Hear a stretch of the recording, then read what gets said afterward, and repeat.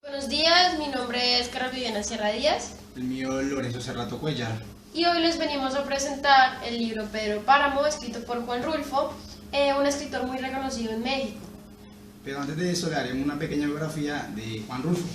Juan Rulfo nació en una pequeña localidad llamada Pulco, perteneciente al estado de Jalisco, México, el 16 de mayo de 1917, aunque fue registrado en la ciudad de Sayulá. Poco después, su padre murió en 1923 y su madre en 1927. Su familia los obligaron a meterse en un orfanato y poco después él murió el 7 de enero de 1986. Venimos a contarle un pequeño resumen de Pedro Páramo. Pedro Páramo es la historia de un pueblo llamado Comala, sometido bajo el poder despótico del cacique Pedro Páramo, que ha quedado en cenizas. Inicia cuando Juan Preciado, el hijo de Pedro Páramo, va a buscar a su padre por reclamar sus bienes o lo que le pertenecía a Juan Preciado, mandado por su mamá, Dolores, quien está a punto de llegar a la muerte. Pero pues Juan Preciado, al recorrido de la historia, se va a dar de cuenta que Comala es un pueblo de fantasmas, es un pueblo de muertes, que en realidad son personas muertas, son vivos muertos, porque ellos sienten, se comunican, hablan, pero en realidad son muertos. Ahora continuamos con la estructura de Pedro Páramo.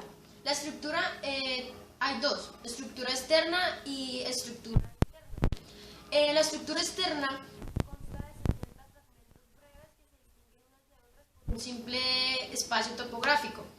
El lector deberá hilar dichos fragmentos como si de un rompecabezas se tratase. Es decir, que el libro es como un laberinto. La verdad, no hay inicio, nudo y final. En realidad son como varios saltos que hace la historia y va de un momento a otro. Es decir, a veces, digamos, están hablando de un tema y de un momento a otro pasa a otro sin que el mismo lector se dé cuenta.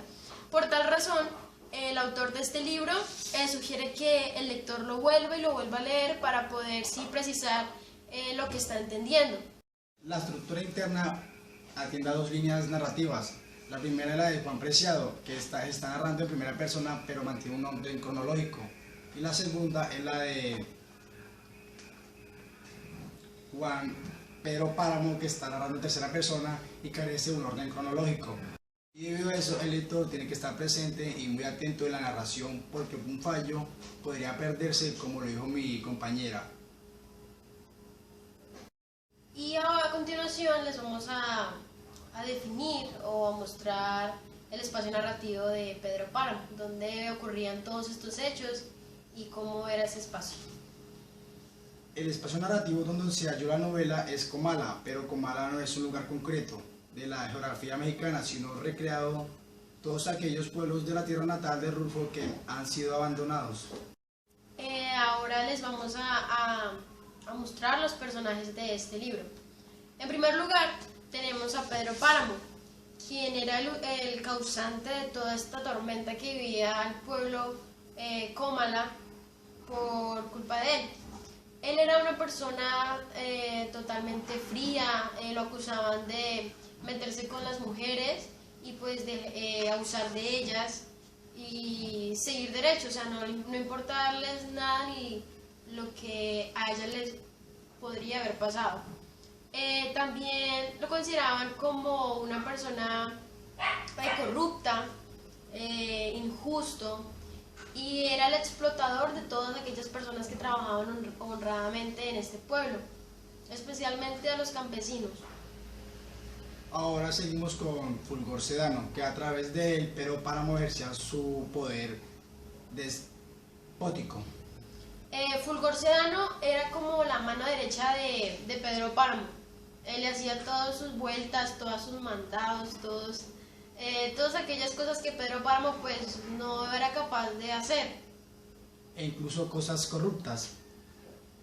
Susana San Juan.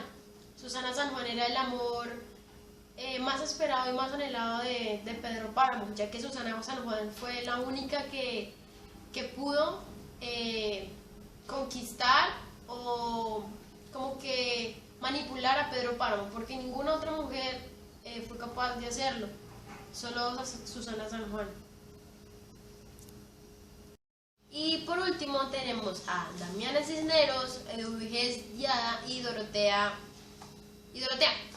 Son las tres mujeres que acompañan a Juan Preciado en su viaje al mundo de los muertos y lo acompañan en todo lo que él pueda hacer. Y finalizamos con el Padre Rentería, quien es el que representa el mundo espiritual en este libro. A continuación les mostraremos las técnicas narrativas usadas en este libro llamado Pedro Páramo. Bueno, la primera es el close-up, que es como el primer plano, toma un acercamiento, por lo general, a donde se estaba pasando todo lo ocurrido, que era en Cómala. La retrospectiva. La retrospectiva es, por ejemplo, como un espejo, como un retrovisor. El libro se va para atrás, pero aún sigue estando ahí, es decir, puede devolverse, retroceder, pero aún sigue estando ahí. El multiperspectivismo tiene, su misma palabra lo dice, tiene muchas perspectivas de lo que puede pasar, o sea, es decir, cada personaje puede tener un punto de vista y en el libro se va a ver esos puntos de vista. El slow motion es como una cámara lenta. Empieza desde arriba y lo va enfocando hasta que llega un punto en donde ya, digamos, se ve todos los personajes y la vida de ellos y demás. Y de último tenemos al monólogo interior, que es entre el yo locutor y el yo receptor. Y para finalizar, la conclusión. Aquel honorable profesor del español, Carlos Artuaga, nos contaba que el libro está como un poco enredado, tiene que tener mayor concentración y no perderse o no dejar atrás, porque tiene como un hilito que si interrupción o algo así se pierde, es capaz de que no lo va a entender o seguramente no va a captar bien. Y por eso el lector debe reconstruir o llenar esos espacios vacíos y quedar así impregnado por la desolación y la frustración, incluso más allá de la muerte. Y es que Rulfo optó por los silencios, por escenas cortadas, por escenas que iban de algo tan simple a algo tan drástico como la muerte